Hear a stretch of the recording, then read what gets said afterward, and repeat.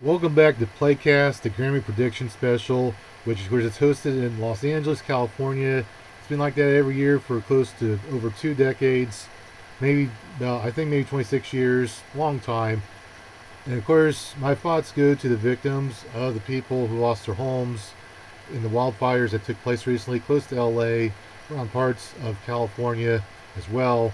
As right now they're putting together big fundraisers to help people that lost their homes, and some people lost their lives. Of course, the families are dealing with tragedies. And I believe the Grammys, they will do a tribute to those that were badly affected by the wildfires. So my thoughts to them. The Grammys should be a way to cheer up that community out in Los Angeles. A unique example would be Andre 3000. Of course, people know him. He was half the rapper from Outkast along with Big Boy. But he's doing something that is not anywhere close to what Outkast has done musically. This is more of like a spiritual instrumental track, if you will. He does not rap whatsoever or sing.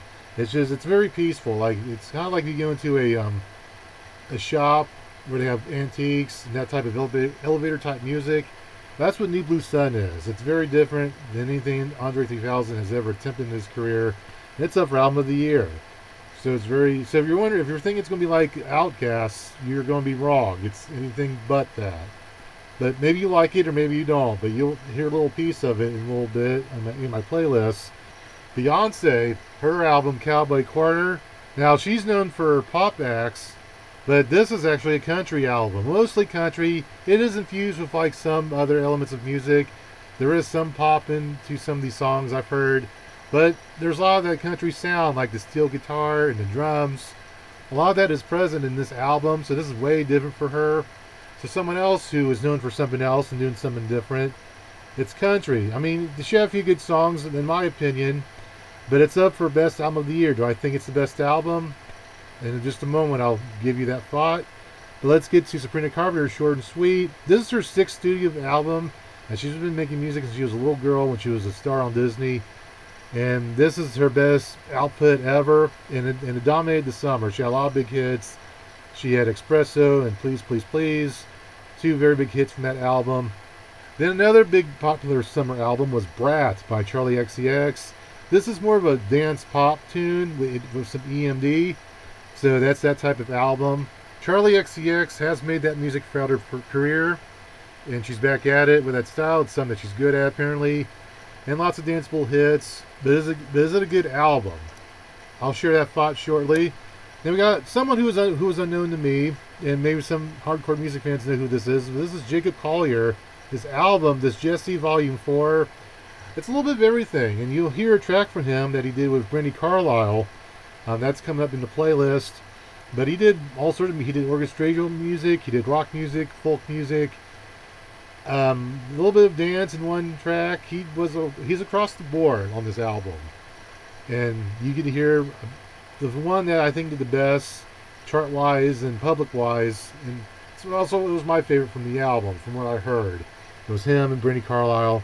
Then we got "Hit Me Hard and Soft" from Billie Eilish. She's America's sweetheart, and she's from Los Angeles, California. So her and her brother Phineas. They are deeply affected by what happened with the wildfires. They are from Los Angeles. Up next, we got Capella Roan and her album, The Rise and Fall of the Midwest Princess. And she was new to me as well. I think this is only her second album ever. Of course, she is from the United Kingdom. And the last nominee on here is Taylor Swift, the Tortured Poets Department. Now, even though she is a big name, she actually is an independent act because she does everything herself. She left her major label years ago, so she does everything. She makes all the decisions. And from this past year, she's coming off the biggest selling tour in all of music. She grossed over $1 billion.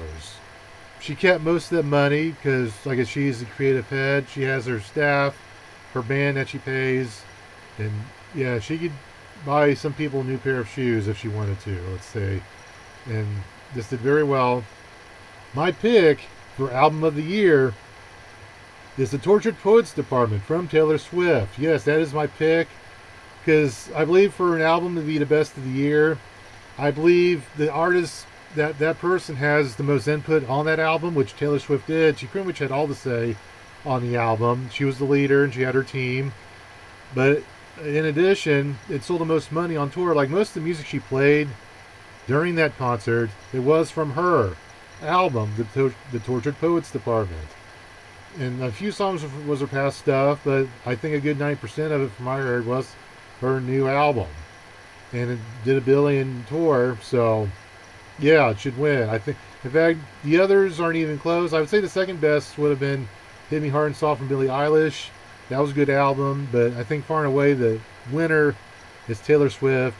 Let's talk about the nominees for Song of the Year. You got A Bar Song by Shabuzi, Birds of a Feather by Billie Eilish, Die With a Smile by Lady Gaga and Bruno Mars, Fortnight by Taylor Swift featuring Post Malone. You got Goodnight Babe by Capella Roan. You got Not Like Us by Kendrick Lamar, Please Please Please by Sabrina Carpenter, and Texas Hold'em by Beyonce.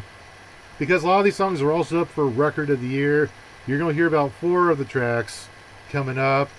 That because those songs are not also nominated for Record of the Year, they're just up for Song of the Year. That's why they're just on the playlist the way they are. But here's my pick. I believe the winner for Song of the Year is Die With a Smile from Lady Gaga and Bruno Mars.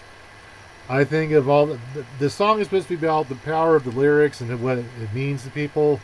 I guess the execution of that story being told, that's what a good song is. I think the song that does that the best, what was nominated, is Die With a Smile, which is Lady Gaga and Bruno Mars. Like, they sound great together. It sounds great. And you know what? It actually has a nice, powerful theme. Like, I think most people, when they want to die, they hope to die that they're happy, that maybe they had wealth, they had love in their life, and if they lived a good life, they will die with a smile. And so I think this has the best message. That's what people want. So yeah, this is the best song. But that's just my opinion. You be the judge, and we'll be back with some more Playcast. Stay tuned.